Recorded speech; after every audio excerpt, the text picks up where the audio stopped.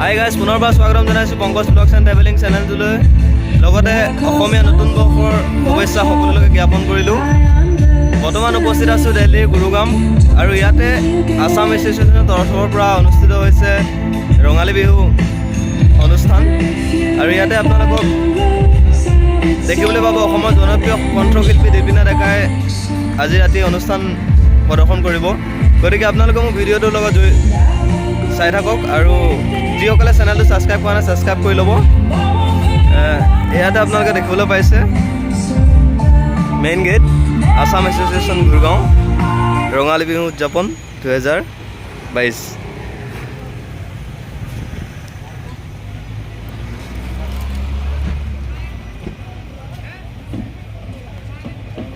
আৰু এইটো হৈছে ষ্টেজটো য'ত দীপলিনা বাই তেখেতৰ অনুষ্ঠান প্ৰদৰ্শন কৰিব। আৰু ভিতৰৰ ছাইডে অনুষ্ঠিত হৈ আছে বৰবিহুৱতী প্ৰতিযোগিতা। আপোনালোকক মই তালৈ লৈ গৈছোঁ, আপোনালোকে চাই থাকিব।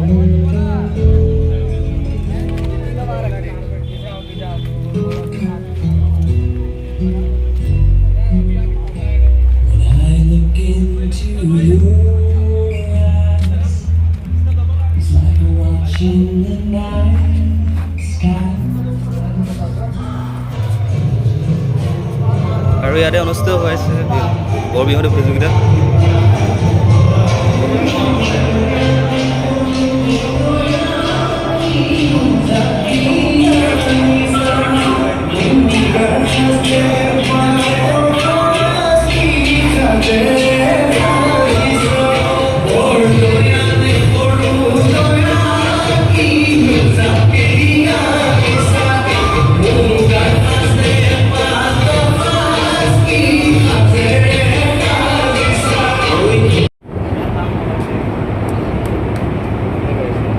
শিখাৰালী মহন্ত,